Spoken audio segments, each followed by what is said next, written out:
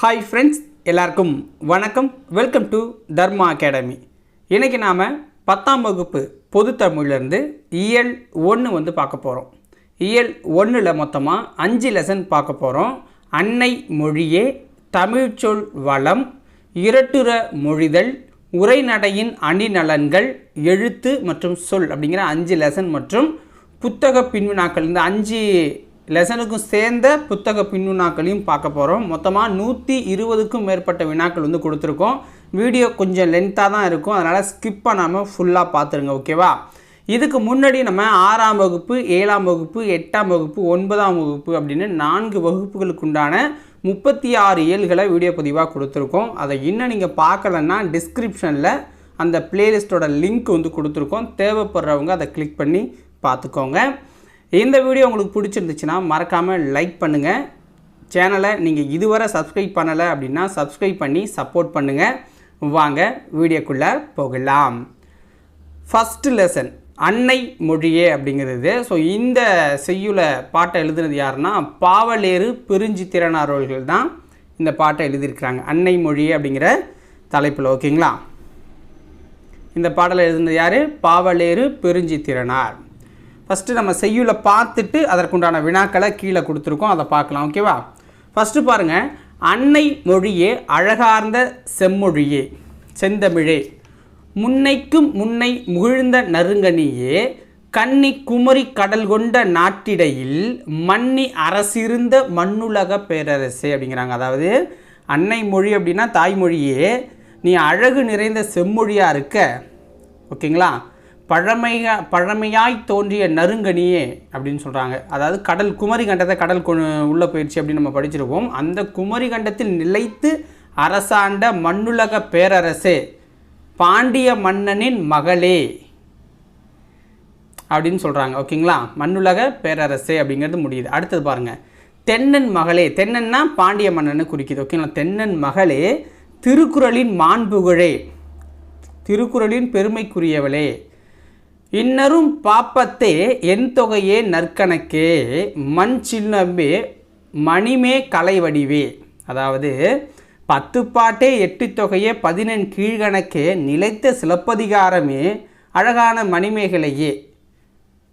So இதெல்லாம் இந்த நினைவுகள், இந்த நூல்கள்லாம் தமிழில் இருக்குல்ல, அதனால் பொங்கி எழும் இந்த நினைவுகளால் தலைப்பணிந்து உன்னை நான் வாழ்த்துறேன் தமிழே அப்படின்னு நம்ம பாடுறாரு, ஓகேங்களா?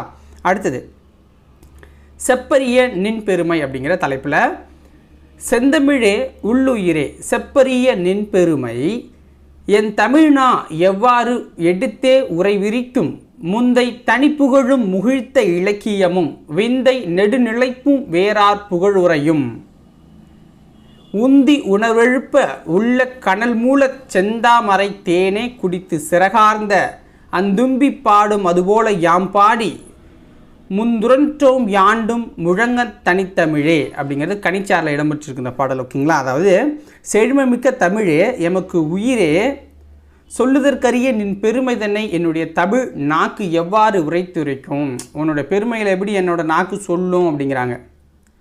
பழம்பெருமையில் தனக்கென தனிச்சிறப்போடு வச்சுருக்க இலக்கிய வளம் கொண்ட தமிழ், இலக்கிய வளம் கொண்ட தமிழே, வியக்கத்தக்க வகையில் இருக்கிற உன்னுடைய நீண்ட நிலைத்த தன்மையும் வேற்று மொழியார் உன்னை பற்றி உரைத்த புகழுரையும் எமக்குள் பற்றுணர்வை எழுப்புது. அதாவது அடுத்தவங்க சொல்கிறாங்கல்ல, இப்படி தமிழ் சூப்பர்ப்பா, பழைய மொழிப்பான்னு சொல்கிறதெல்லாம் எனக்கு தமிழ் மேலே இருக்க ஆர்வத்தை எழுப்புது அப்படிங்கிறாங்க. என் தனித்தன்மை வாண்டாது செந்தாமரை தேனை குடித்து சிறக அசைத்து பாடுவது போன்று நாங்கள் உன்னை சுவைத்து உள்ளத்தில் கனல் மூல உன் பெருமை எங்கும் முழங்குகின்றோம் அப்படிங்கிறாங்க, ஓகேங்களா? ஸோ எல்லா இடத்துலையுமே உன் பெருமைகளை நாங்கள் பாடிக்கிட்டு இருக்கோம் அப்படிங்கிறாரு. அடுத்தது இப்போ வினாக்களுக்குள்ளே போயிடலாம், ஓகேவா? சாகும்போதும் தமிழ் படித்து சாக வேண்டும், எந்தன் சாம்பலும் தமிழ் மணந்து வேக வேண்டும் என பாடியவர் யார்? சாகும்போதும் தமிழ் படித்து சாக வேண்டும், எந்தன் சாம்பலும் தமிழ் மணந்து வேக வேண்டும் என பாடியவர் யார்னா கா சச்சிதானந்தன். கா சச்சிதானந்தன் அப்படிங்கிறவர் தான் பாடியிருக்காரு. டேஷ் இதழ் வாயிலாக தமிழ் உணர்வை உலகெங்கும் பரப்பியவர் யார்? எந்த இதழ் வாயிலாக தமிழ் உணர்வை உலகெங்கும் பரப்பியவர் பெருஞ்சித்திரனார்? தமிழ் சிட்டு தென்மொழி அப்படிங்கிற இதழ்கள் வாயிலாக. பெருஞ்சித்திரனாரின் இயற்பெயர் என்ன? பெருஞ்சித்திரனாரின் இயற்பெயர் துரைமாணிக்கம். கீழ்கண்டவற்றுள் பெருஞ்சித்திரனாரின் நூல் எது?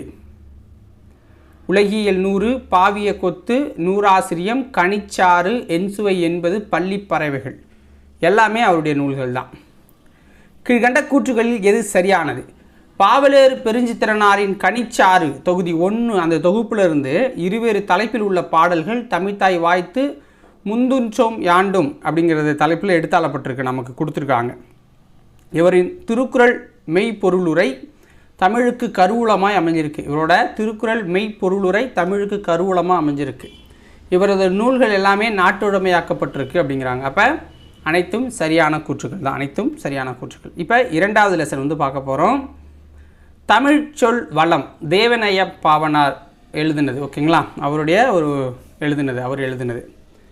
நாடும் மொழியும் நமதிரு கண்கள் என கூறியவர் யார்? நாடும் மொழியும் நமதிரு கண்கள் என கூறியவர் பாரதியார் அவர்கள். தமிழில் மட்டும் பயன்படுத்தப்பட்டு தமிழுக்கே சிறப்பாக உரியவனாக கருதப்படும் சொற்கள் மட்டுமின்றி தெலுங்கு, கன்னட முதலிய பிற திராவிட மொழிகளுக்குரியனாகவும் கருதப்படும் சொற்களும் தமிழில் உள என கூறுபவர் யார்? ஆன்சர் என்ன? கால்டுவெல் சொல்கிறாரு. இதில் திராவிட மொழிகளின் ஒப்பியல் இலக்கணம் அப்படிங்கிற நூலில் சொல்கிறாரு. அடுத்தது பொறுத்துக. அடி வகையை நம்ம பொருத்தணும் சரியா. அடி வகையை சரியாக நம்ம பொருத்தணும். ஓகேவா? ஃபஸ்ட்டு பாருங்கள், தாள் அப்படின்னா அதோட அடியை நம்ம என்ன சொல்லுவோம்? ஸோ தாள் எந்த பயிரோட அடியை நம்ம தாள் அப்படின்னு சொல்லுவோம்னா நெல், கேழ்வரகை வந்து நெல் தாள், கேழ்வரகு தாள் அப்படின்னு நம்ம சொல்லுவோம். தண்டு அப்படின்னு எந்த தாவரத்தோட அடியை நம்ம சொல்லுவோம் அப்படின்னா கீரை வகைகளை சொல்லுவோம். தண்டு கீரை அப்படின்னு நம்ம சொல்லுவோம்ல, வாழைத்தண்டு. ஓகேங்களா? அடுத்தது கோல் அப்படிங்கிறது எந்த தாவரத்தோட அடிப்பகுதி அப்படின்னு பார்த்தீங்கன்னா நெட்டி, மிளகாச்செடி. ஓகேங்களா, இதெல்லாம் சொல்லுவோம். தூர் அப்படின்னா குத்திச்செடி, புதர் செடி, தூர் மண்டி போய் கிடக்கு அப்படின்னு சொல்லுவோம். ஓகேங்களா? அடுத்தது பொறுத்துக. இதுவும் அடி வகை தான். தட்டு அல்லது தட்டை அப்படின்னு எந்த பயிரோட அடியை நம்ம சொல்லுவோம் அப்படின்னு பார்த்தீங்கன்னா கம்பு, சோளம். கழி அப்படின்னு எந்த தாவரத்தோட அடிப்பகுதியை சொல்லுவோம் அப்படின்னா கரும்போடது. கழி அப்படின்னா கரும்பு. கழை அப்படின்னா மூங்கில சொல்லுவோம். கழை அப்படின்னா மூங்கில குறிக்கும். அடி அப்படின்னா புளி, வேம்புக்கு நம்ம குறிப்போம். புளி மற்றும் வேம்பு, அடின்னு சொன்னால் புளி, வேம்பு தான். கழைனா மூங்கில், கழினா கரும்பு. பொறுத்துக. கிளை பிரிவுகள். கிளை பிரிவுகளை நம்ம சரியாக பொருத்தணும். கவை அப்படின்னா அடி மரத்தினின்று பிரியும் மாபெரும் கிளையை நம்ம கவை அப்படின்னு சொல்லுவோம். அடி மரத்துலேருந்து பிரிகிற மாபெரும் கிளை தான் கவை. கொம்பு அல்லது கொப்பு அப்படிங்கிறத கவையின் பிரிவு அப்படின்னு சொல்லுவாங்க. கொம்பு அல்லது கொப்புங்கிறத கவையின் பிரிவு அப்படின்னு சொல்லுவாங்க. கிளை அப்படின்னா உங்களுக்கு என்னென்னா கொம்பின் பிரிவை தான் கிளை அப்படின்னு சொல்லுவோம். சினை அப்படின்னா கிளையோட பிரிவை சினை அப்படின்னு நம்ம சொல்லுவோம். ஓகேங்களா? கீழ்கண்டவற்றில் சரியான இணை எது? கிளை பிரிவு தான் இதுவும். போத்து அப்படின்னா நம்ம எதை சொல்லுவோம் அப்படின்னு பார்த்துங்க. சினையின் பிரிவை போத்துன்னு சொல்லுவோம். குச்சின்னா போத்தின் பிரிவை குச்சின்னு சொல்லுவோம். இணுக்குன்னா குச்சியோட பிரிவை தான் இணுக்கு அப்படின்னு சொல்லுவோம். அப்போ அனைத்தும் சரியாக தான் இருக்குது. போத்துன்னா சினையோட பிரிவு, குச்சின்னா போத்தின் பிரிவு, இணுக்குன்னா குச்சியோட பிரிவு. ஓகேவா? அடுத்தது 7வது கொஸ்டின். காய்ந்த அடியும் கிளையையும் நம்ம எப்படி சொல்லுவோம்? காய்ந்த அடியும் கிளையையும். ஓகேங்களா? இதில் எல்லாமே தாவரத்தை பற்றி தான். சுள்ளி அப்படின்னா குச்சிகளை சொல்லுவோம். காய்ந்த குச்சிகளை நம்ம சுள்ளி அப்படின்னு, சுள்ளி விரவு அப்படின்னு சொல்லுவோம். விறகு அப்படின்னா காய்ந்த சிறுகிளைய விறகுகள் அப்படின்னு நம்ம சொல்லுவோம். வெங்கழி அப்படின்னா காய்ந்த கழியை வெங்கழி அப்படிம்போம். கட்டை அப்படின்னா காய்ந்த கொம்பும் கவையும் அடியும் தான் கட்டை. ஓகேங்களா? காய்ந்த கொம்பும் கவையும் அடியும் தான் கட்டை அப்படின்னு சொல்லப்படுது.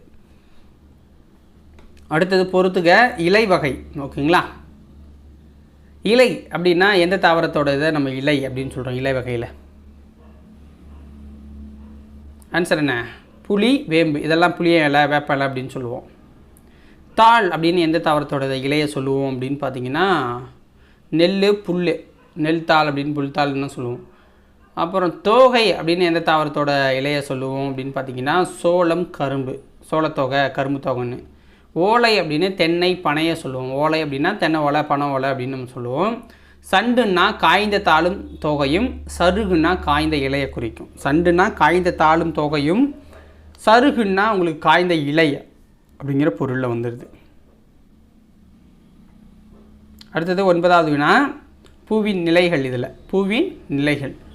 போது அப்படின்னா என்ன? பூவோட நிலைகளில் போது அப்படின்னு சொல்லப்படுற நிலை என்ன? பூ விரிய தொடங்கும் நிலை. பூ விரிய தொடங்கும் நிலை. மலர்னா பூவின் மலர்ந்த நிலை. அலர், மலர், பூவின் மலர்ந்த நிலை. வி அப்படின்னா உங்களுக்கு வந்து மரச்செடியினின்று பூ கீழே விழுந்த நிலை. வீனா விழுந்த நிலை அப்படின்னு வச்சுக்கோங்க. செம்மல்னா பூ வாடின நிலை. செம்மல் அப்படின்னா பூ வாடின நிலை தான். அரும்புனா பூவின் தோற்ற நிலை. அரும்புனா பூவின் தோற்ற நிலை. கீழ்கண்டவற்றுள் சரியான இணை எது? கொழுந்து வகை. ஓகேங்களா, கொழுந்து வகையில் சரியான இணை எது அப்படின்னு கேட்டிருக்காங்க. துளிர் அல்லது தளிர் அப்படின்னா நெல், புல்லை குறிக்கும். துளிர் அல்லது தளிர், தளிஞ்சி போய் நிற்கிறியா அப்படின்னு சொல்லுவோம் புல், நெல்லுலாம். முறி அல்லது கொழுந்து அப்படின்னா புளி, வேம்பில் வர்றதை கொழுந்து அப்படின்னு சொல்லுவோம். முறி அல்லது கொழுந்து, புளியங்கொழுந்து, வேப்பங்கொழுந்துன்னு சொல்லுவோம். குருத்து அப்படின்னா சோளம், கரும்பு, தென்னை, பனை, சோளக்குருத்து, தென்னங்குருத்து, சோளக்கருத்து, கரும்பு குருத்து, பனை குருத்து அப்படின்லாம் சொல்லுவோம். கொழுத்தாடைனா கரும்போட நுனி பகுதியை கொழுத்தாடை அப்படின்னு நம்ம சொல்லுவோம். கொழுத்தாடைங்கிறதே கொழுத்தாடையை வெட்டுங்கப்பா அப்படின்னு சொல்லுவோம். அப்போ அனைத்தும் சரிதான். திருச்சிராப்பள்ளிக்கு அருகில் அமைந்துள்ள அல்லூரில் திருவள்ளுவர் தவச்சாலை ஒன்றை உருவாக்கியவர் யார்? திருச்சிராப்பள்ளிக்கு அருகில் அமைந்துள்ள அல்லூரில் திருவள்ளுவர் தவச்சாலை ஒன்றை உருவாக்கியவர் யார்? ஆன்சர் என்ன? ரா இளங்குமரனார். ரா இளங்குமரனார் அப்படிங்கிறவர் ஸ்டார்ட் பண்ணியிருக்கார். அடுத்தது, கீழ்கண்ட கூற்றுகளில் சரியானது எது? தமிழாசிரியர் நூலாக்க பணிகளை விரும்பி செய்பவர் தான் ரா இளங்குமரனார். சொல்லாராய்ச்சியில் பாவனாரும் வியந்த பெருமகனார் இவர். பாவனார் நூலகம் ஒன்றை உருவாக்கியவர். தமிழகம் முழுவதும் திருக்குறள் சொற்பொழிவுகளை வழங்கி வருபவர். தமிழ் வழி திருமணங்களை நடத்தி வருபவர் தான் ரா இளங்குமரனார். தமிழ்த்தென்றல் திருவிக்கா போல இமைகளை மூடியபடி எழுதும் ஆற்றலை கண்டு கொண்டவர். இன்றளவும் இவ்வாறே எழுதி தமிழுக்கு தனிப்பெரும் புகழை நல்கி வருபவர் தான் ரா இளங்குமரனார் அப்படின்னு சொல்கிறாங்க. இதில் சரியானது அப்படின்னா அனைத்து கூற்றும் சரிதான். விழிகளை இழக்க நேரிட்டால் கூட தாய் தமிழினை இழக்கக்கூடாது என்று எண்ணியவர் யார்? விழிகளை இழக்க நேரிட்டால் கூட தாய் தமிழினை இழந்துவிடக்கூடாது என்று சொன்னவர் யார்னா ரா இளங்குமரனார். ரா இளங்குமரனார். தமிழிசை இயக்கம், தனித்தமிழ் இயக்கம் என்ற நூல்களை இயற்றியவர் யார்? தமிழிசை இயக்கம், தனித்தமிழ் இயக்கம் என்ற நூலினை இயற்றியவர் யார்னா ரா இளங்குமரனார். ரா இளங்குமரனார் அவர்கள். இலக்கண வரலாறு, பாவனார் வரலாறு போன்ற நூல்களை இயற்றியவர் யார்? இலக்கண வரலாறு, பாவனார் வரலாறு போன்ற நூல்களை இயற்றியவர் யார்னா ரா இளங்குமரனார் அவர்கள்தான். கீழ்கண்டவற்றுள் எவை ரா இளங்குமரனார் எழுதிய நூல்கள் அப்படின்னு பார்க்கணும்.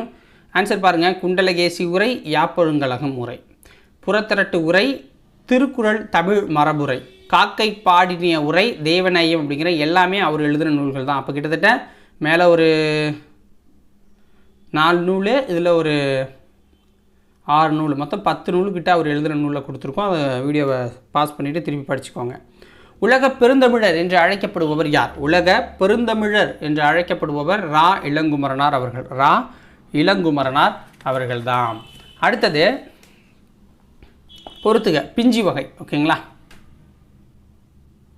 பிஞ்சி வகையில் வந்து பூம்பிஞ்சி அப்படின்னா எதோடதை சொல்லுவோம்? பூம்பிஞ்சி அப்படின்னு எதோடதை சொல்லுவோம் அப்படின்னு பார்த்தீங்கன்னா பூவோடு கூடிய இளம்பிஞ்சை பூம்பிஞ்சி அப்படிம்போம். பூவோடு கூடிய இளம்பிஞ்சி. பிஞ்சு அப்படின்னு இளம் காயை சொல்லுவோம். வடு அப்படின்னா நம்ம எல்லாம் சொல்லுவோம் மாம்பிஞ்சை தான், மாவடு அப்படின்னு சொல்லுவோம். மூசு அப்படின்னா பலாப்பிச்சை சொல்லுவோம். மூசு அப்படின்னா பலாப்பிஞ்சிக்கு மூசு அப்படிங்கிற பேர். ஓகேங்களா, வடுனா மாம்பிஞ்சிக்கு பேர். அடுத்தது பிஞ்சி வகை தான். கவ்வை அப்படின்னு எதுக்கு சொல்லுவோம்? கவ்வை அப்படின்னு எல் பிஞ்சிக்கு கவ்வை அப்படின்னு சொல்லுவோம். எல் பிஞ்சு இருக்குல்ல, எல்லோட பிஞ்சு, அதை கவ்வைன்னு சொல்லுவோம். குறும்பை அப்படின்னா தென்னை, பனைக்கெல்லாம் குறும்பை அப்படின்னு சொல்லுவோம். முட்டுக்குறும்பை அப்படின்னா சிறு குறும்பையை குறிக்கும். இளநீர் வந்து முற்றாத தேங்காய் அப்படின்னு சொல்லுவோம். இளநீர் வந்து முற்றாத தேங்காய். கீழ்கண்டவற்றுள் சரியான இணை எது? நுடாய் அப்படின்னா இளம்பாக்கு, கருக்கல்னா இளம் நெல், கச்சல்னா வாழை பிஞ்சு அப்படின்னு சொல்கிறாங்க. அப்போ எல்லாமே சரியாக தான் கொடுத்துருக்காங்க. ஓகேவா, நுழாய் அப்படின்னா இளம் பாக்க குறிக்கும், கருக்கல்னா இளம் நெல்லை குறிக்கும், கருக்கா நல்லா போச்சுன்னு சொல்லுவோம்ல. கச்சல்னா வாழை பிஞ்சு. அப்போ அனைத்தும் சரி.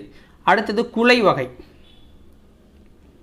குலை வகை குலை வகையில் கொத்து அப்படிங்கிறது பார்த்திங்கன்னா வாழைக்குலையை குறிக்குது. சாரி, அவரை துவரைய அவரை தான் கொத்து கொத்தாக காய்க்கி அப்படின்னு நம்ம சொல்லுவோம். குலை அப்படின்னா கொடியை சொல்லுவோம். கொலையாக காய்ச்சிருக்கியா முந்திரி அப்படின்னு சொல்லுவோம். கொடி முந்திரியை வந்து குலை அப்படின்னு சொல்லுவோம், அது காய்க்கிறத. தாறு அப்படின்னா நம்ம எப்போதும் போல் வாழை தான், வாழைத்தாறு. ஓகேங்களா, வாழைக்கொலை. கதிர் அப்படின்னா உங்களுக்கு வந்து பார்த்திங்கன்னா கேழ்வரகு, சோளக்கதிர், கேழ்வரகு கதிர் அப்படின்னு சொல்லுவோம். ஓகேவா, இதுதான் குலை வகை, கொலையாக காய்ச்சிருக்கு அப்படின்னு சொல்கிறது.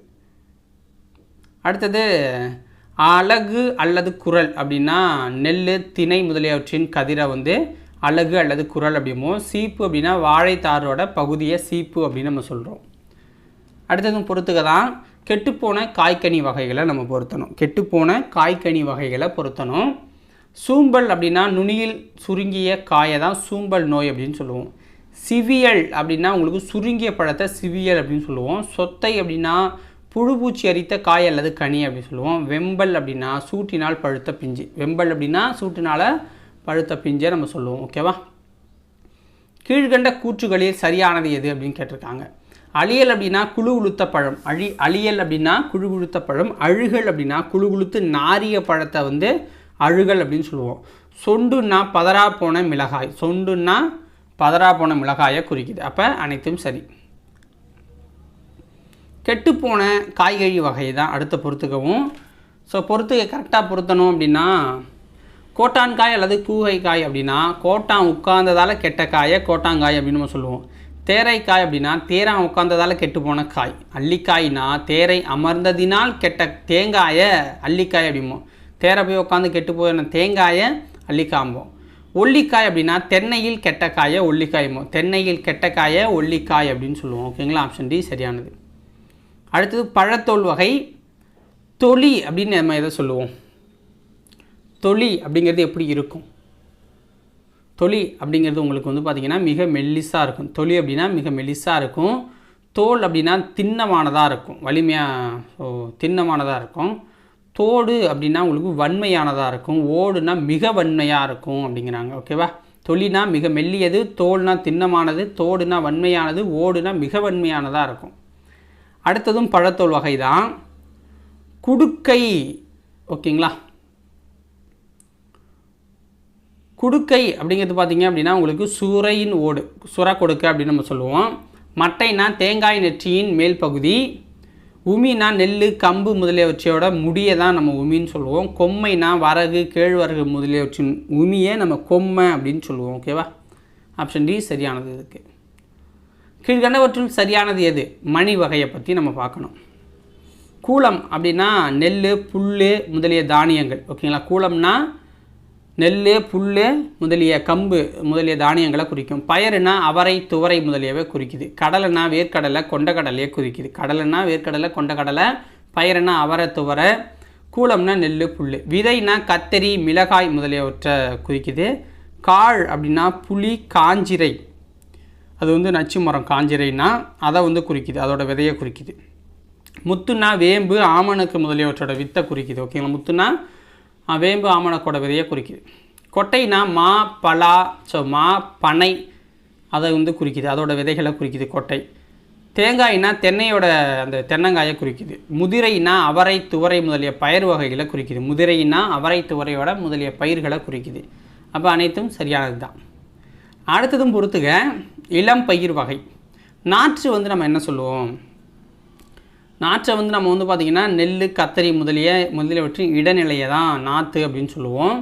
கன்று அப்படின்னா மா கன்று, புளி, வாழை கன்று, ஸோ முதலியவற்றை இளநிலையை கன்று அப்படின்னு சொல்கிறோம். குருத்து அப்படின்னா உங்களுக்கு தென்னை வாழையோடது தான் வாழைக்குருத்து அப்படின்னு சொல்லுவோம். பிள்ளை அப்படின்னா தென்னையோட இளநிலையை பிள்ளை அப்படின்னு சொல்லுவோம். ஓகேங்களா, தென்னையோட இளநிலையை பிள்ளை அப்படின்னு நம்ம சொல்லுவோம். கீழ்கண்ட கூற்றுகளில் சரியான இணை எது? இளம் பயிர் வகை. ஓகேங்களா, குட்டி அப்படின்னா விழாவின் இலைநிலை. அது மடலி அல்லது வடலி அப்படின்னா பனையோல இளநிலையை நம்ம குறிக்குது. பைங்கூழ் அப்படின்னா நெல், சோளம் முதலியவற்றோட பசும் பயிரை தான் பைங்கூழ் அப்படின்னு நம்ம சொல்கிறோம். அப்போ அனைத்தும் சரியானது.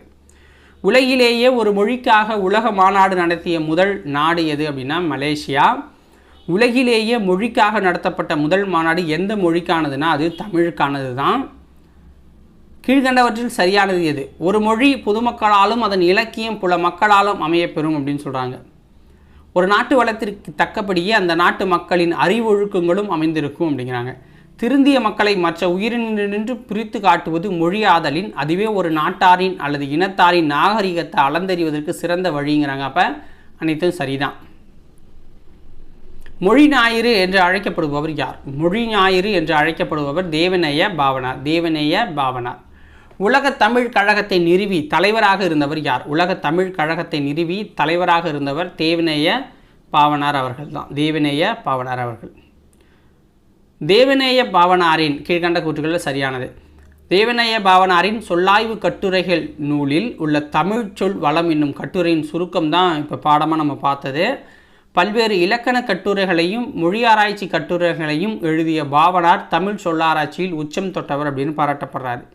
செந்தமிழ் சொற்பிறப்பியல் அகரி முதலி திட்ட இயக்குனராக பணியாற்றியிருக்காரு. செந்தமிழ் சொற்பியல் அகர முதலி திட்ட இயக்குனராகவும் தேவநேய பாவனார் செயல்பட்டிருக்காருங்கிறாங்க. அப்போ அனைத்து கூற்றும் சரிதான். போர்ச்சுகீசு நாட்டின் தலைநகர் லிசுபனில் டேஷில் காற்றிலா என்னும் நூல் முதலாக தமிழ் மொழியில்தான் மொழிபெயர்க்கப்பட்டதுங்கிறாங்க. எந்த வருஷம் அப்படின்னு பார்த்தீங்கன்னா 1554. 1554 இந்த நூல் அப்படிங்கிறது ரோமன் வரி வடிவில் அச்சிடப்பட்டிருக்கு. ரோமன் எழுத்துருவில் வெளிவந்த இதன் முழு பெயர் என்னென்னா காத்திலா டி லிங்கோ தமிழ் போர்ச்சுகாஸ் அப்படிங்கிறாங்க. இது அன்றைய காலத்திலே இரு வண்ணங்களில் கருப்பு சிவப்பு மாறி மாறி நேர்த்தியாக அச்சிடப்பட்ட ஒரு நூல் அப்படின்னு சொல்கிறாங்க. அடுத்தது நில வகைகளின் பெயர்களுக்கான காரணம். ஓகேங்களா? தரிசு நிலம், சிவல் நிலம், கரிசல் நிலம், முரம்பு நிலம், புறம்போக்கு, சுவல், அவல் நிலம் அப்படின்னு பிரிச்சிருப்பாங்க. இதோட பொருள் என்ன அப்படின்னா பெயர் காரணத்துக்கு தரிசுனா பயிர் சேத நிலத்தை தரிசுன்னு சொல்லுவோம். சிவல்னா சென்னு நிலம், சிவந்த நிலத்தை சிவல் நிலம் அப்படின்னு சொல்லுவோம். கரிசல் நிலம்னா கரிய நிறமுடைய மண் கொண்ட நிலம் கரிசல் நிலம் அல்லது கரிந்த பாலை நிலத்தை சொல்லுவாங்க. முரம்பு நிலம்னா பருக்கை கற்கள் கொண்ட மேட்டு நிலத்தை முரம்பு நிலம் அப்படின்னு சொல்லுவாங்க. புறம்போக்குனா ஊர்புறத்தே குடிகள் வாழ்வில்லாத நிலத்தை புறம்போக்கு அப்படிம்பாங்க. சுவல் நிலம் அப்படின்னா மேட்டு நிலத்தை சுவல் நிலம் அப்படின்னு சொல்லுவோம். அவல் நிலம் அப்படின்னா அவல் என்பதன் பொருள் பள்ளம்.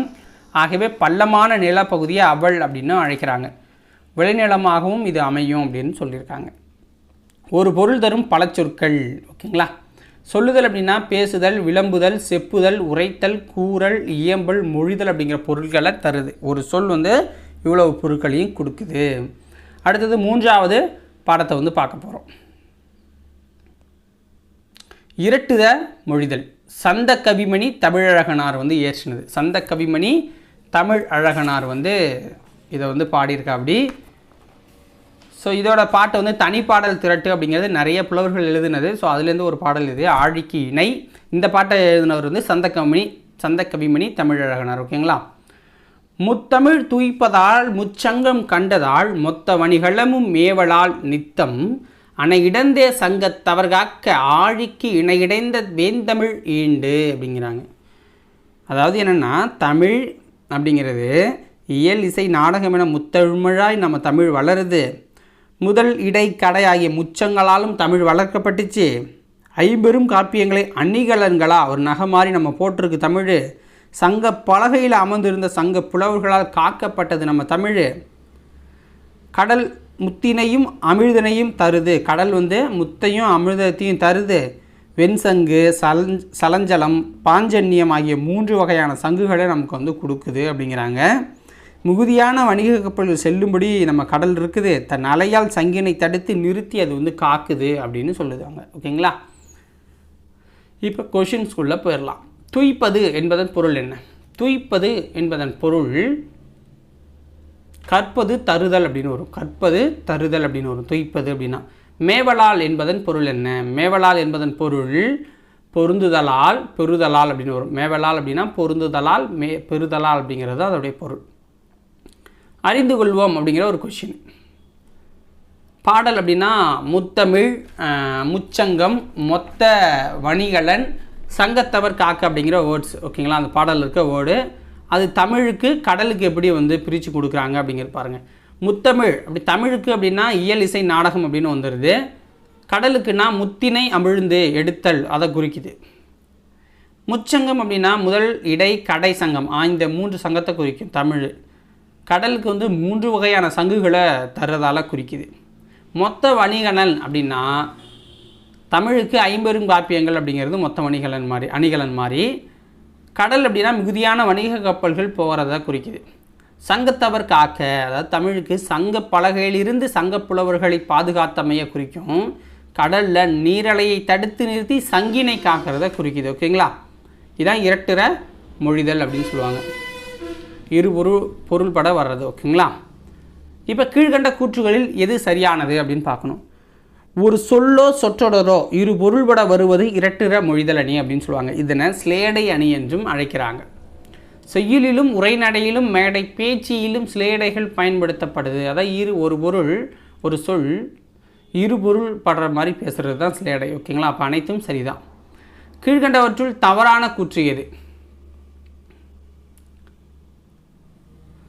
புலவர் பலரின் பாடல் தொகுப்பான தனிபாடு திரட்டு என்னும் நூலிலிருந்து இந்த பாடல், நம்ம மேலே பார்த்த பாடல் எடுத்திருக்காங்க. இதை படைத்தவர் யார்? சந்த கவிமணி தமிழழகனார்.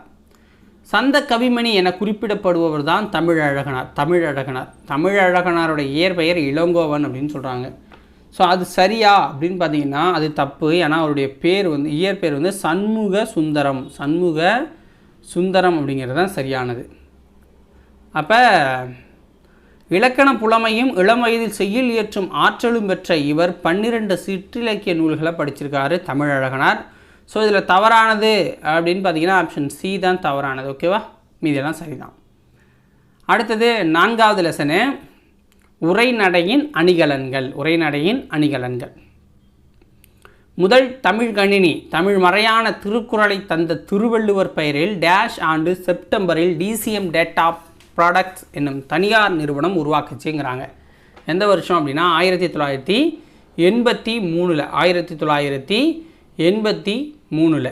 இந்த கணினி முதல் முறையாக தமிழ் மொழியிலேயே விவரங்களை உள்ளீடாக செலுத்தி நமக்கு தேவையான தகவல்களை வெளியீடாக கணினிலிருந்து பெற முடிகிற அளவுக்கு வடிவமைச்சாங்க. இந்த கணினி தமிழ், ஆங்கிலம் 2 மொழிகளையும் கையாளக்கூடியதாக இருந்துச்சுங்கிறாங்க. அடுத்தது சென்னை தேனாம்பேட்டையில் இருந்த புள்ளி விவரத்துறை அலுவலகத்திற்கும் தலைமை செயலகத்துக்கும் கோப்புகளையும் செய்திகளையும் பரிமாறிக்கொண்ட முதல் நேர்வழி கணினி எதுனா திருவள்ளுவர் அப்படிங்கிற பெயர் வச்ச மேலே பார்த்தா அந்த கணினி தான். குறிஞ்சி மலர் என்னும் நூலின் ஆசிரியர் யார்? குறிஞ்சி மலர் என்னும் நூலின் ஆசிரியர் ந. பார்த்தசாரதி.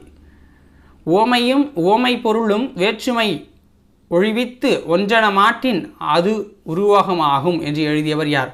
ஓமையும் பொருளும் வேற்றுமை ஒழிவித்து ஒன்றன மாட்டின் அது உருவகமாகும் என்று எழுதியவர் தண்டி அப்படிங்கிறவர் எழுதியிருக்காரு. திருப்பரங்குன்றத்தின் அழகை பார்ப்பதற்கென்றே இயற்கை பதித்து வைத்த 2 பெரிய நிலை கண்ணாடிகளைப் போல் வடபுறமும் தென்புறமும் நீர் நிறைந்த கண்மாய்கள் என்று ஓமையாக கூறியவர் யார்? உள்ளது என்று கூறியவர் யார்? ஆன்சர் ந. பார்த்தசாரதி அவர்கள். களம்புகத் துடித்து நின்ற உனக்கு வெறிச்சாறு கிடைத்து விட்டது உண்டு மகிழ்ந்தாய் உன் புன்னகைதான் அதற்கு சான்று. இக்கூற்றுக்குரியவர் யார்? அண்ணா அவர்கள் சொன்ன கூற்று இது. உவம உறவு மறைந்து வந்தால் அதற்கு டேஷ் என்று பெயர். உவம உருபு மறைந்து வந்தால் எடுத்துக்காட்டு உவமை அணி அப்படிங்கிறது. மறந்து வந்துச்சுனாலே அது வந்து எடுத்துக்காட்டு உவமை அணியில் வந்துடும். கீழ்கண்ட கூற்றுகளில் எது சரியானது? எடுத்துக்காட்டு உவமை அணியை உரைநடையில் பயன்படுத்துகையில் இணை ஒப்பு என்கிறோம். எடுத்துக்காட்டு உவமை அணியை உரைநடையில் பயன்படுத்தினா அதை இணை ஒப்பு அப்படின்னு சொல்லுவாங்க. ஊர் கூடி செக்கு தள்ள முடியுமா என்று கேட்கிறார்கள். ஊர் கூடின பிறகுதான் செக்கு தள்ள வேண்டும் என்று காத்திருப்பவர்களின் காரியம் கைகூடாது. ஊர் கூடிதான் நீ செக்கு இழுக்கணும்னா உன்னோட காரியம் கைகூடாது. புரோகிதி இதுக்கு ஐயரு வர வரைக்கும் அம்மாசை காத்திருக்காது அப்படின்னு சொன்னவர் யாருன்னா வா. ராமசாமி அவர்கள் அவருடைய மழையும் புயலும் அப்படிங்கிற நூலில் இதை சொல்லியிருக்காரு. தொல்காப்பியர் ஞாயிறு, திங்கள், நெஞ்சம் போன்ற அகிரிணை பொருள்கள் சொல்லுன போலவும் கேட்கின போலவும் சொல்லியாங்கு அமையும் என்று எழுதும் திறத்தை குறிப்பிட்டிருக்கின்றார் தொல்காப்பியர். அப்போ அனைத்து கூற்றும் இதில் சரிதான். சோலையில் புகுவேன் மரங்கள் கூப்பிடும் விருந்து வைக்கும் ஆலமர நிழலில் அமர்வேன் ஆள் என் விழுதை வார். அந்த அரசுக்கு இது உண்டா என்னும் அரசு கண்ணிற்படும் யான் விழுதின்றி வானுற ஓங்கி நிற்கிறேன். என்னை மக்கள் சுற்றி செல்கிறார்கள். கான் என்னும் வேம்பு என் நிழல் நலஞ்செய்யும் என் பூவின் குணங்களை சொல்கிறேன் வா என்னும். அத்தி நாகை விழா மா வில்வம் முதலிய மரங்கள் விழியாமல் இருக்குமோ சிந்தனையில் அவைகளின் நுட்பங்கள் விளங்கும். மலை என்னை அடிக்கடி அழைக்கும் மலை மீது இவர்வேன். ஓரிடத்தில் அமர்வேன் மேலும் கீழும் பார்ப்பேன் சுற்றுமுற்றும் பார்ப்பேன் மனம் அமைதி எய்தும் என பாடியவர் யார்? இந்த பாடலில் பாடினவர் யார்? திருவிக்கா அவர்கள் பாடியிருக்காங்க. கீழ்கண்ட கூற்றுகளில் சரியானது எது? தென்றல் அசைந்து வரும் தென் தமிழ்நாட்டில் அமைந்த திரு குற்றாலம் மலைவளம் படைத்த பழம்பதியாகும். அம்மலையிலேயே கோங்கும் வேங்கையும் ஓங்கி வளரும் குரவமும் முல்லையும் நறுமணம் கமழும் கோலமாவில் தோகை விரித்தாடும் தேனுண்ட வண்டுகள் தமிழ் பாட்டிசைக்கும். இத்தகைய மலையிலினின்று உறைந்து வழிந்திறங்கும் வெள்ளருவி வட்டச் சுவையின் சுனையிலேயே வீழ்ந்து பொங்கும் பொழுது சிதறும் நீர்த்திலவைகள் பலாவி போர் பறந்தொழுந்து மஞ்சினோடு சேர்ந்து கொஞ்சு குழாவும் என்று சொல்லின் செல்வர் ராபி சேது தமிழின்பம் என்னும் நூலில் எழுதியிருக்கிறார். ராபி சேதுவோட நூல்கள் என்ன? தமிழ் இன்பம் அப்படிங்கிறது. அந்த நூல்களில் இந்த வாக்கியங்களை அவர் சொல்லியிருக்காரு. வாழ்க்கை நடத்துவதற்கு பொருள்கள் பல வேண்டும். அரிசி காய் கனி முதலியவை வேண்டும். உடை வீடு முதலியவை வேண்டும். காசும் காகித நோட்டும் வேண்டும். இன்னும் பல வேண்டும். இவற்றை ஆளும் அறிவும் வேண்டும் என மு வரதராசனார் தம் நாட்டுப்பற்று என்னும் கவிதை தொகுப்பில் எழுதியிருக்கிறார். மு வரதராசனார் தன்னோட நாட்டுப்பற்று அப்படிங்கிற கவிதையில் எழுதியிருக்கிறார். படிப்பவருக்கு முரண்படுவது போல இருக்கும் உண்மையில் முரண்படாத மெய்மையை சொல்வது முரண்படு மெய்மை அப்படின்னு சொல்லப்படுது. முரண்படு மெய்மை.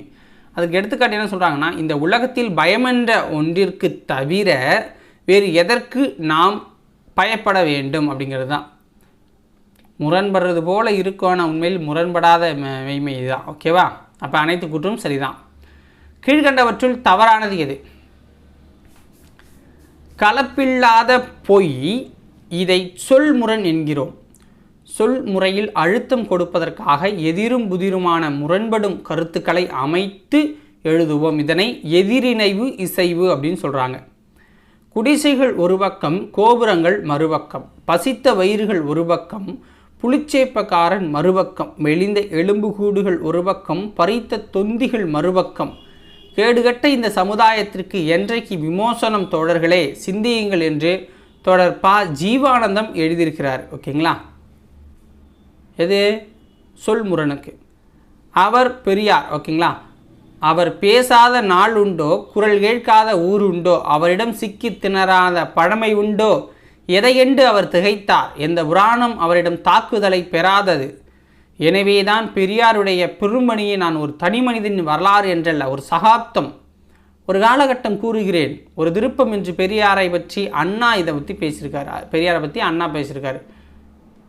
இந்தியா என்னுடைய மோட்சம், இந்தியாவில் நன்மைதான் என் நன்மை, இந்தியாதான் என் இளமையின் மெத்தை, என் எவ்வனத்தின் நந்தவனம், என் கிழக்காலத்தின் காசி இந்தியாதான் என்று மௌரி என்னும் தமிழ் கவிஞர் நம் நாட்டை உயர்த்தி கூறுகிறாருங்கிறாங்க. அப்போ இதில் எது தப்பானது அப்படின்னா ஆப்ஷன் டி தான் தப்பு. ஏன்னா இந்த இடத்துல பாரதி அப்படின்னு வரணும். ஸோ அதை மட்டும் மாற்றிக்கோங்க. மௌரி அப்படிங்கிறது தப்பு. ஓகேங்களா? எழில் முதல்வன் கீழ்கண்ட எந்த நூலுக்காக சாகித்ய அகாதமி விருது பெற்றார்? எழில் முதல்வன் கீழ்கண்ட எந்த நூலுக்காக சாகித்ய அகாடமி விருது வாங்கினார்னா புதிய உரைநடை அப்படிங்கிற நூலுக்கு. கீழ்கண்டவற்றுள் எழில் முதல்வனின் நூல் எது? ஆன்சர் பாருங்கள். யாதுமாகி நின்றாய், எங்கெங்கு காணினும், இனிக்கும் நினைவுகள், எல்லாமே அவருடைய நூல்கள் தான். கீழ்கண்டவற்றுள் சரியானது எது?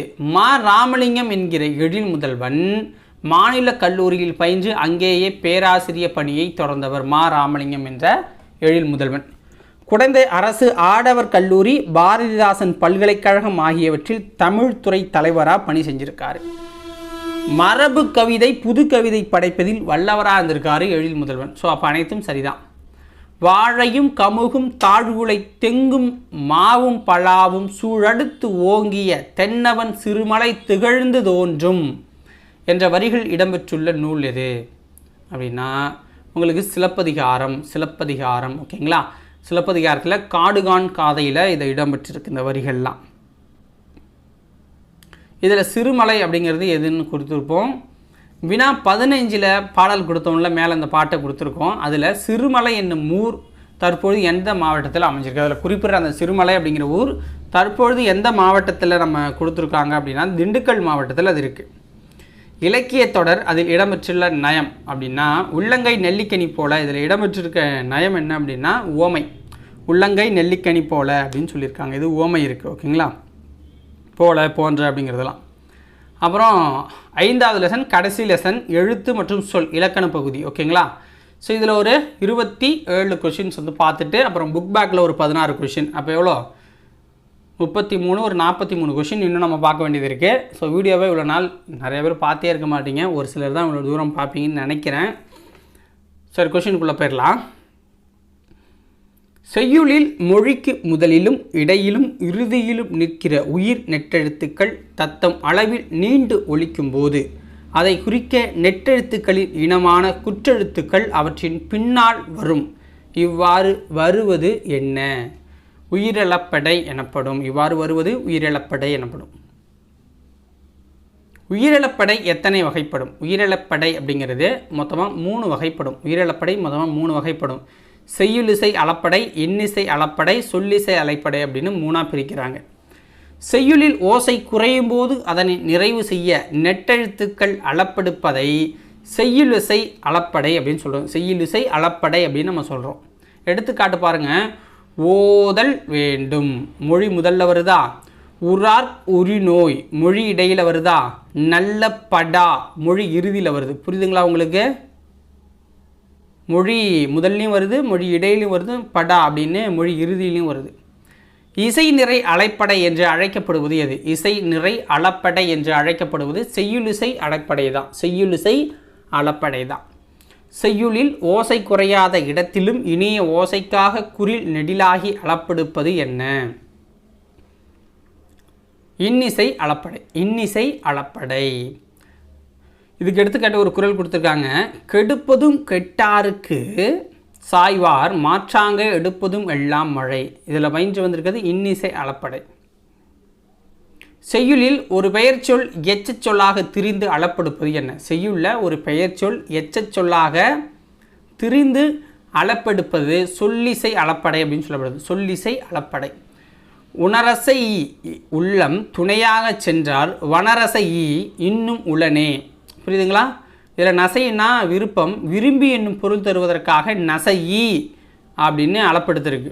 பெயர்ச்சொல் வினையச்சமாக அதில் மாறி இருக்கு. ஓகேங்களா? செய்யுளில் ஓசை குறையும் போது அதை நிறைவு செய்ய மிகெழுத்துக்களான இங்கு, இச்சு, இன்னு, இன்னு, இம்மு, இன்னு, இவ்வு, ஈ, இல்லு, இல்லு ஆகிய 10ம் ஆயுத எழுத்து என்னும் அளப்பெடுப்பது என்ன அப்படின்னு கேட்குறாங்க. ஆன்சர் ஒற்றளப்படை. ஓகேங்களா? எடுத்துக்காட்டு பாருங்கள். எங்கிறைவன், எங்கிலாய், கையராய், இன்னுயிர். புரியுதுங்களா? ஒரு எழுத்து தனித்தோ பல எழுத்துக்கள் சேர்ந்தோ பொருள் தரும் வகையில் அமைவது என்ன? ஒரு எழுத்து தனித்தோ பல எழுத்துக்கள் சேர்ந்தோ பொருள் தரும் வகையில் அமைவது என்ன அப்படின்னு கேட்குறாங்க. சொல் எனப்படும். கீழ்கண்டவற்றுள் சரியானது எது? சொல்ல பற்றினது. 2 திணைகளையும் 5 பால்களையும் இது குறிக்கும். 3 வகை இடங்களிலும் இது வரும். உலக வழக்கிலும் பொருள் செய்யுள் வழக்கத்திலும் வரும்.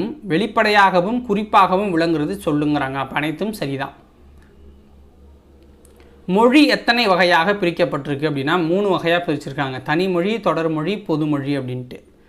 ஒரு மொழி ஒரு பொருளெனவாம், தொடர்மொழி பல பொருளென, பொது இருமையும் ஏற்பன என்னும் வரிகள் இடம்பெற்றுள்ள நூல் எது? ஆன்சர் நன்னூலில் இந்த வரிகள்லாம் இடம்பெற்றிருக்கு. நன்னூலில் இந்த வரிகள் இடம்பெற்றிருக்கு. ஒரு சொல் தனித்து நின்று பொருள் தருமாயின் அது என்ன? ஒரு சொல் தனித்து நின்று பொருள் தருமாயின் அதை தனிமொழி அப்படின்னு நம்ம சொல்லுவோம். கண், படி, பகாபதம் அதில் வந்துச்சு, பிரிக்க முடியாது. கண்ணன் படித்தான் பகுபதத்தில் வருது, இது வந்து பிரிக்கலாம். ஒரு சொல் தனித்து நின்று பொருள் தருமாயின், பிரித்தாலும் அது பொருள் தரும் பகுபதமானாலும். 2 அல்லது அதற்கு மேற்பட்ட தனிமொழிகள் தொடர்ந்து வந்து பொருள் தருவது என்னன்னு கேட்குறாங்க. ஆன்சர் தொடர்மொழியில் வரும். கண்ணன் வந்தான், மலர் வீட்டுக்கு சென்றால் தொடர்மொழியாக போகுது. ஓகேங்களா? ஒரு சொல் தனித்து நின்று ஒரு பொருளையும் அச்சொல்லே பிரிந்து நின்று வேறு பொருளையும் தந்து தனிமொழிக்கும் தொடர்மொழிக்கும் பொதுவாய் அமைவது பொழுதுமொழி. இப்போ 8 அப்படிங்கிறது 8 என்ற எண்ணை குறிக்கும். வேங்கைனா வேங்கை என்னும் மரத்தை அது வந்து குறிக்கும். புரியுதுங்களா? அடுத்து இவையே எல் ப்ளஸ் தூ எனவும் வே ப்ளஸ் கை எனவும் தொடர்மொழிகளாக புரிந்து நின்று எல்லை உன் வேகின்ற கை எனவும் பொருள் தரும். எல்லை உண்வேகின்ற கை எனவும் பொருள் தரும். இவை இரு பொருளுக்கும் பொதுவாய் அமைவதால் பொதுமொழியாக இருக்குது அப்படின்னு சொல்கிறாங்க. ஒரு வினை அல்லது செயலை குறிக்கும் பெயரானது எண், இடம், காலம், பால் ஆகியவற்றை குறிப்பாகவோ வெளிப்படையாக உணர்த்தாமல் வருவது என்ன? ஆன்சர் தொழில் பெயருங்கிறாங்க. ஈதல், நடத்தல். ஸோ நடத்தல்னால் அது ஒரு வேலை, அப்போ தொழிலில் வந்துடுது. ஈதல்னால் கொடுக்கறது, ஸோ அதுவும் தொழில் தான். தல் வந்தாலே அது தொழில் பெயர். வினையடியுடன் விகுதி சேருவதால் உருவாகும் தொழிற்பெயர் என்ன? வினையடியுடன் விகுதி சேருவதால் உருவாகும் தொழிற்பெயர் அப்படின்னா விகுதி பெற்ற தொழிற்பெயர். விகுதி பெற்ற தொழிற்பெயர். இதில் வினையடி, விகுதி, தொழிற்பெயர்னு 3ஆக கொடுத்துருக்காங்க. வினையடி அப்படிங்கிறது நட, வாழ், ஆள் அப்படிங்கிறது வருதா. விகுதி வந்து என்ன? தள்ளு, கை, அள்ளு, இது சேர்றது. இப்போ என்ன நமக்கு தொழிற்பெயர் கிடைக்கும்னா நடத்தல், வாழ்க்கை, ஆளல் அப்படிங்கிற வார்த்தைகள் நமக்கு தொழிற்பெயராக இருக்குது. ஒரே வினையடி பல விகுதிகளையும் ஏற்குங்கிறாங்க. ஒரே வினையடி பல விகுதிகளை ஏற்குங்கிறாங்க. நடை என்பது வினையடி. இதில் நடை, நடத்தை, நடத்தல் அப்படிங்கிறதையும் நம்ம குறிக்கலாம். ஓகேங்களா? அப்போ பல விகுதிகளை ஏற்குது. எதிர்மறை பொருளில் வருவது டேஷ் தொழிற்பெயர். எதிர்மறை பொருளில் வந்தால் அது எதிர்மறை தொழிற்பெயர் தான். எதிர்மறை பொருளில் வந்தால் எதிர்மறை தொழிற்பெயர் தான். விகுதி பெறாமல் அதுக்கு வந்து நடவாமை, கொல்லாமை, இது எதிர்மறையாக நம்ம பேசுகிறோம்ல. விகுதி பெறாமல் வினைப்பகுதியே தொழிற்பெயராதல் முதல் நிலை தொழிற்பெயர் அப்படின்னு சொல்லப்படுது. முதல் நிலை தொழிற்பெயர் அப்படின்னு சொல்லப்படுது. எடுத்துக்காட்டு தட்டு, உரை, அடியெல்லாம் நம்ம குறிப்பிடுறாங்க. இந்த சொற்கள் முறையே தட்டுதல், உரைத்தல், அடித்தல் என்று பொருள்படும்போது முதல் நிலை தொழிற்பெயராக மாறுது. ஓகேங்களா? விகுதி பெறாமல் முதல் நிலை திரிந்து வரும் தொழிற்பெயர் முதல் நிலை திரிந்த தொழிற்பெயர் அப்படின்னு சொல்கிறாங்க. எடுத்துக்காட்டு பேரு அப்படிங்கிறத கொடுத்துருக்காங்க. இதில் பாருங்கள், தொழிற்பெயர் கெடுதல், சுடுதலா. அதில் முதல் நிலை தொழிற்பெயர்னா கெடு, சுடுன்னு வந்துடும். முதல் நிலை திரிந்த தொழிற்பெயர்னா கேடு, சூடு, இதில் பெரு தான் பேரு அப்படின்னு சொல்கிறாங்க. ஓகேவா? ஒரு வினைமுற்று பெயரின் தன்மையை அடைந்து வேற்றுமை உருவு ஏற்றும் ஏற்காமலும் வேறொரு பயனிலையை கொண்டு முடிவது டேஷ் எனப்படும். ஒரு வினைமுற்று பெயரின் தன்மையை அடைந்து வேற்றுமை உருவு ஏற்றும் ஏற்காமலும் வேறொரு பயனிலையை கொண்டு முடிவது என்ன அப்படின்னு பார்த்தீங்கன்னா வினையாளனையும் பெயர். வினையாளனையும் பெயர். பொறுத்தார் பூமி ஆழ்வார். வினையாளனையும் பெயர் டேஷ் இடங்களிலும் 3 காலங்களிலும் வரும் அப்படின்னா தன்மை, முன்னிலை, படர்க்கை அப்படிங்கிற 3 இடங்கள்லையும் வரும், 3 காலங்கள்லையும் வருது. இப்போ அனைத்தும் சரி. வந்தவர் அவர்தான் என்பதன் இலக்கண குறிப்பு என்ன? வந்தவர் அவர்தான் என்பதன் இலக்கண குறிப்பு வினையாளனையும் பெயர். வினையாளனையும் பெயர். தொழிற்பெயருக்கும் வினையாளனையும் பெயருக்கும் உள்ள வேறுபாடை வந்து கொடுத்துருக்காங்க. தொழிற்பெயர் வந்து வினை பெயர் தன்மையாகி வினையையே உணர்த்தி அது நிற்கும். தொழிற்பெயருங்க அப்படிங்கிறது. வினையாளனையும் பெயர்னால் தொழிலை செய்யும் கருத்தாவை குறிக்கிறதா நிற்கும். தொழிற்பெயர் காலத்தை காட்டாது, வினையாளனையும் பெயர் காலத்தை காட்டும். தொழிற்பெயர் படற்கைக்கே உரியது, வினையாளனையும் பெயர் மூவிடத்திற்கும் உரியது. எடுத்துக்காட்டு பாடுதல், படித்தல்லாம் தொழிற்பெயர். பாடியவள், படித்தவர் அப்படின்னு சொன்னால் வினையாளனையும் பெயர். தேன், நூல், பை, மலர், வா, இது தனிமொழிகளுடன் சொற்களை சேர்த்து தொடர் மொழிகளாக்குக அப்படிங்கிறாங்க. தேன் அப்படின்னா தேன் மருந்து பொருளாக பயன்படுது. தேன் மருந்து பொருளாக பயன்படுது. நூல்னா நூல் பழக்கல். பை நிறைய பணம் இருக்கிறது. மலர் பறித்து வந்தேன், விரைந்து வா அப்படிங்கிறது தனிமொழிகளின் சொற்களை சேர்த்து தொடர் மொழியாக மாற்றிருக்கோம். வினை அடியை விகுதிகளுடன் இணைத்து தொழிற்பெயர்களை உருவாக்குங்கிறாங்க. கான், சிரி, படி, தடு. ஓகேங்களா? இதை கான்னா காட்சி, காணுதல், காணல், காணாமை. ஓகேங்களா? தொழிற்பெயரை உருவாக்குறோம். சிரினா சிரிப்பு, சிரித்தல், சிரிக்காமை. ஓகேங்களா? அடுத்தது படினா படிப்பு, படித்தல், படிக்காமை. இதெல்லாமே எதிர்மறை உங்களுக்கு வந்துடுது. தடுனா தடுப்பு, தடுத்தல், தடுக்காமை. ஓகேங்களா? அடுத்தது தனிமொழி, தொடர்மொழி ஆகியவற்றை கொண்டு உரையாடலை தொடர்கிறாங்க. அண்ணன் எங்கே செல்கிறாய் அப்படிங்கிறது தொடர்மொழி. தம்பி அதுக்கு என்ன சொல்கிறான்னா கடைக்கு போகிறேன் அப்படிங்கிறான். கடைக்கு அப்படின்னு சொல்கிறான். இது தனிமொழி, கடைக்கு அப்படிங்கிறான். அண்ணன் வந்து இப்போது என்ன வாங்குறா அப்படிங்கிறான். இது தொடர்மொழி, ஏன்னா சேர்த்து எழுதுகிறான். தம்பி அதுக்கு பருப்பு வாங்குறேன் அப்படின்னு தொடர்மொழியில் சொல்கிறான். அண்ணன் அதற்கு எதற்குன்னு தனிமொழியில் கேட்குறான். தம்பி தொடர்மொழியில் பருப்பு சோறு செய்ய அம்மா வாங்கி வர சொன்னார்கள்ங்கிறான்.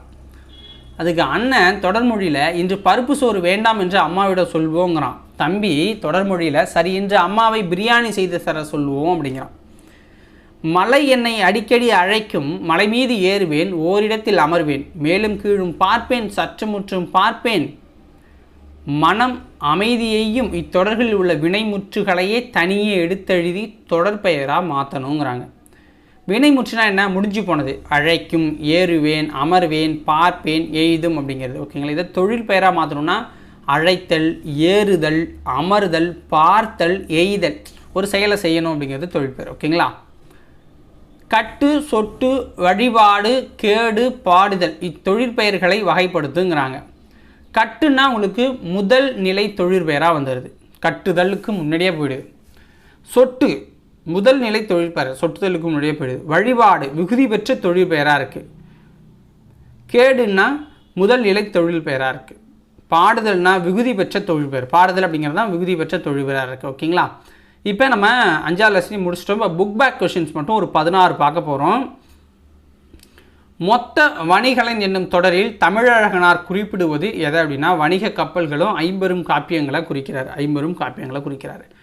காய்ந்த இலையும் காய்ந்த தோகையும் நிலத்துக்கு நல்ல உரங்கள் இத்தொடரில் அடிகோடிட்ட பகுதி குறிப்பிடுவது சருகும் சண்டையும் குறிக்குது. எந்தமிழ்னா என்பதை பிரித்தால் என்ன கிடைக்குங்கிறாங்க. ஸோ என்ன கிடைக்கும்னா எம் தமிழ்நாடு, என்னுடைய தமிழ்நாடு. ஓகேங்களா? என்னுடைய தமிழ்நாடுன்னு ஒரு எம் ப்ளஸ் தமிழ் ப்ளஸ் நான் வரும். கேட்டவர் மகிழ பாடிய பாடல் இது வினையாளனையும் பெயரும் முறைய தொடரில் இடம்பெற்றுள்ள தொழிற்பெயரும் அப்படிங்கிறாங்க. பாடல் கேட்டவரை குறிக்குது. வேர்க்கடலை, மிளகாய் விதை, மாங்கொட்டை ஆகியவற்றை குறிக்கும் பயிர் வகை மணி வகை. வேர்க்கடலை, மிளகாய் விதை, மாங்கொட்டையெல்லாம் மணி வகையில் வந்துடும்.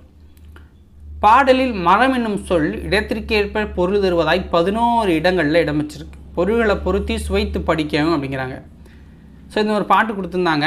மரமது மரத்தில் ஏறி மரமதை தோளில் வைத்து மரமது மரத்தை கண்டு மரத்தினால் மரத்தை குத்தி மரமது வழியே சென்று வளமனை கேகும்போது மரமது கண்ட மாதர் மரமுடன் மரம் எடுத்தார். இது தனிப்பாட திரட்டில் இருக்கிறது. சுந்தர கவிராசர் அப்படிங்கிறவர் பாடியிருக்காரு. சுந்தர கவிராசர் அப்படிங்கிறவர் பாடியிருக்காரு. ஓகேங்களா? இதில் ஃபஸ்ட்டு 11 மரம் அப்படின்னு சொல்லியிருப்பாங்க. இதில் முதல் மரம் அப்படிங்கிறது அரச மரத்தை குறிக்குது. ரெண்டாவது மரம் குதிரை, மாமரத்தை குறிக்குது. மா அப்படின்னா குதிரை, அது மாமரத்தை குறிக்குது. மூணாவது மரம் அப்படிங்கிறது வேல், கருவளத்தை குறிக்குது. நான்காவது மரம் அரசனை குறிக்குது. ஐந்தாவதாக வந்த அந்த மரம் அப்படிங்கிறது புலி, வேங்கையை குறிக்குது. ஆறாவதாக வந்தது வேலை குறிக்குது. ஏழாவதாக வந்தது காட்டு வழி. அடுத்து வந்தது ஆலமரத்தை குறிக்குது. அடுத்தது ஆத்தி, ஆளாத்தி, ஆரத்தியை குறிக்குது. ஓகேங்களா? தேனிலே உரிய செந்தமிழின் சுவை தேரும் சிலப்பதிகாரமதை ஊனிலே எம்முயிர் உள்ளளவும் நிதமோதி உணர்ந்தின் புருவோமே என பாடியவர்னா கவிமணி தேசிக விநாயகனார் இந்த பாட்டை பாடியிருக்காரு. கீழ்காணும் சொற்களின் கூட்டப்பெயர்களை கண்டுபிடித்து எழுதுகங்கிறாங்க. குவியல்னா கற்குவியலை குறிக்கும். குலைனா பழக்குலை அப்படின்னு சொல்லுவாங்க. மந்தைனா ஆட்டு மந்தை. கட்டுனா புற்கட்டை குறிக்கும். வினைமுற்றை வினையாளனையும் பெயராக மாற்றி தொடரை இணைத்து எழுதுகங்கிறாங்க. கலையரங்கத்தில் எனக்காக காத்திருக்கிறார், அவரை அழைத்து வாருங்கள் அப்படிங்கிறது வினைமுற்றுங்கிறாங்க. இதை வினையாளனையும் பெயராக மாற்றணும்னா கலையரங்கத்தில் எனக்காக காத்திருக்கிறவரை அழைத்து வாருங்கள். ஊட்டமிகு உணவு உண்டார், அவர் நீண்ட நாள் வாழ்வு பெற்றார். ஊட்டமிகு உணவு உண்டவர் நீண்ட நாள் வாழ்வு பெற்றார். நீண்ட நாள் வாழ்நாள் பெற்றார். நேற்று என்னை சந்தித்தார், அவர் என் நண்பர் அப்படிங்கிறது வினைமுற்று. நேற்று என்னை சந்தித்தவர் என் நண்பருங்கிறது வினையாளனையும் பெயர். பொது அறிவு நூல்களை தேடி பார்த்தார், போட்டித் தேர்வில் வென்றார். பொது அறிவு நூல்களை தேடி பார்த்தவர் போட்டித் தேர்வில் வென்றார் அப்படிங்கிறது வினையாளனையும் பெயர். அடுத்தது நயம் பாராட்டுக. தேனினும் இனிய நற்செந்தமிழ் மொழியே, தென்னாடு விளங்குகிற திகழ்ந்தன் மொழியே, ஊனினும் ஒளிர்வுறும் ஒண்டமிழ் மொழியே, உணர்வினு குணர்வதாய் ஒளிர்தமிழ் மொழியே, வானினும் ஓங்கிய வண்டமிழ் மொழியே, மாந்தரு கிருகனா வயங்குனன் மொழியே, தானணி சிறப்புன் தனித்தமிழ் மொழியே, தழைத்திரி தேங்குவாய் தண்டமிழ் மொழியே அப்படின்னு பாடினவர் நமச்சிவாயர் அவர்கள். சொற்களை இணைத்து புதிய சொற்களை நம்ம உருவாக்கணும். தேன், விளக்கு, மழை அப்படிங்கிற வார்த்தையை அவங்களே கொடுத்துருவாங்க. அதை நம்ம இணைச்சி புதிய சொற்கள் அப்படின்னா பூமணி, ஓகேங்களா, மணிமேகலை, தேன்மழை, மழைத்தேன், மணிவிளக்கு, வான்மழை, விண்மணி, பொன்மணி, பொன்விலங்கு, செய்வான், பொன்விளக்கு, பூமழை, பூவிலங்கு அப்படிங்கிறத அதுலேருந்து நம்ம உருவாக்கிக்கிறோம். ஓகேவா? குறிப்புகளை கொண்டு வினாவிலேயே விடை இருப்பது போன்று வினாத்தொடர்கள் அமைக்க. அவங்க ஒரு டாபிக் கொடுத்துட்டாங்க, குறள் இன்பம், சுவைக்காத நீர் அப்படிங்கிற மாதிரிலாம். ஸோ அதுலேருந்து நம்ம வந்து வினாவை உருவாக்கணும். குறள் இன்பம், குறள் இன்பத்தில் திளைக்காத தமிழன் உண்டோ, குறள் இன்பத்தில் திளைக்காத தமிழன் உண்டோ. சுவைக்காத நீர்னா மனிதர்கள் சுவைக்காத இளநீர் உண்டோ. காப்பிய சுவை, நீ காப்பிய சுவையை அறிந்துள்ளாயா அப்படிங்கிறதா வினா. மனிதகுல மேன்மை, இக்காலங்களில் மனிதகுல மேன்மை சிறப்புற உள்ளதா. விடுமுறை நாள் அப்படின்னா தேரோட்டம் அன்று உள்ளூர் விடுமுறை நாள் என அறிவிக்கப்படுமா அப்படின்னு கேட்குறாங்க. அடுத்து எண்ணு பெயர்களை கண்டு தமிழ் எண்களில் எழுதுகங்கிறாங்க. நாற்றிசையும் செல்லாத நாடில்லை. நாற்றிசைனா 4 எண்ணு பெயரில். தமிழ் எண் சா, ஓகேங்களா, இப்படி வரும், இப்படி வரும், இப்படி வந்து இப்படி வரும். ஓகேவா? எறும்புந்தன் கையால் என்ஜான் அப்படிங்கிறதுல எண்ணு பெயர் வந்து 8, தமிழ் எண் வந்து ஆ. 5 சால்பு ஊன்றிய தூண், எண்ணு பெயர் வந்து 5, தமிழ் எண் ரூ. 4 2 சொல்லுக்குருதி, இதில் எண்ணு பெயர் 4, 2 குறிக்கும். தமிழ் எண்ணுங்கிறது அதே மாதிரி சா போட்டு மேலே கோடு போட்டு அடுத்தது ஊ. ஆணை 1000 அமரிடை வென்ற மாணவனுக்கு வகுப்பது பாரணிங்கிறாங்க. எண்ணு பெயர் 1000, தமிழன் கா 00 வரும். ஓகேவா? அகராதியில் காண்க. அடவி அப்படின்னா காட்டை குறிக்குது, அவள் அப்படின்னா பள்ளத்தை குறிக்குது, சுவல் அப்படின்னா பிடரி முதுகை குறிக்குது, செருனா வயல் கோபத்தை குறிக்குது, பழனம்னா வயலை குறிக்குது, புறவுனா சிறுகாட்டை குறிக்குது. அடுத்தது பொறுத்துக. வவ்வல் அப்படின்னா உங்களுக்கு என்ன அப்படின்னு கேட்குறாங்க. வவ்வல் அப்படிங்கிறது உயிரெழுத்து, கன்சனண்ட் அப்படிங்கிறது மெய்யெழுத்து, ஹோமோகிராஃப் அப்படின்னா ஒப்பெழுத்து, மோனோலிங்குவல் அப்படின்னா ஒரு மொழியை குறிக்குது, கன்வர்சேஷன்னா உரையாடல், டிஸ்கஷன்னா கலந்துரையாடல். கீழ்கண்டவற்றுள் சரியான இணை எது? கீழ்கண்டவற்றுள் சரியான இணை நாம் ஏன் தமிழ் காக்க வேண்டும் அப்படிங்கிற முனவர் சேதுமணியன் இவர் எழுதியிருக்கார் இந்த நூலை. நாம் ஏன் தமிழ் காக்க வேண்டும் என்ற நூலை எழுதினவர் முனைவர் சேதுமணி மணியன். தவறின்றி தமிழ் எழுதுவோம், இதை மான் நன்னன் அவர்கள் எழுதியிருக்காங்க. பச்சை நிழல், இதை வந்து உதயசங்கர் அப்படிங்கிறவர் எழுதியிருக்காரு. அப்போ அனைத்தும் சரியான இணையாக தான் கொடுத்துருக்காங்க. ஸோ இதோட இந்த வீடியோ முடிஞ்சிச்சு மக்களே. இந்த வீடியோவை இவ்வளோ நேரம், கிட்டத்தட்ட 1 மணி நேரம் வந்திருக்குன்னு நினைக்கிறேன். இந்த 1 மணி நேரமும் பார்த்தவங்களுக்கு என்னுடைய வாழ்த்துக்கள், வணக்கம், நன்றியை தெரிவிச்சுக்கிறேன். ஸோ நீங்கள் வீடியோக்கு இவ்வளோ தூரம் பார்த்துருந்தீங்கன்னா மலைக்காமல் கமெண்ட்ஸில் போய் ஒரு கமெண்ட் மட்டும் பண்ணியிருக்கேன், நான் இவ்வளோ தூரம் பார்த்தேன் அப்படின்ட்டு. ஏன்னா ஃப்யூச்சரில் இன்னும் 10th ஒரு 8 இயல் தான் இருக்குது, ஓகேங்களா. ஸோ அதையும் முடிச்சிட்டேன்னா உங்களுக்கு நான் 6th to 10th சொன்ன மாதிரி முடிச்சு கொடுத்துடலான்னு தான் நானும் கிட்டத்தட்ட ஒரு 3 மாதமாக கஷ்டப்பட்டு வீடியோக்களை கொடுத்துக்கிட்டு இருக்கேன். உங்கள்கிட்ட சப்போர்ட்ஸையும் நான் எதிர்பார்க்குறேன், பட் அதிகமாக வரல, அதனால தான் அப்பப்போ கேப் விட வேண்டியதாக இருக்குது. ஸோ மறக்காமல் ஒரு கமெண்ட்ஸை பண்ணி என்னை வந்து ஊக்கப்படுத்துங்க. நான் அடுத்த வீடியோவை சீக்கிரம் போட ட்ரை பண்ணேன். ஓகேவா?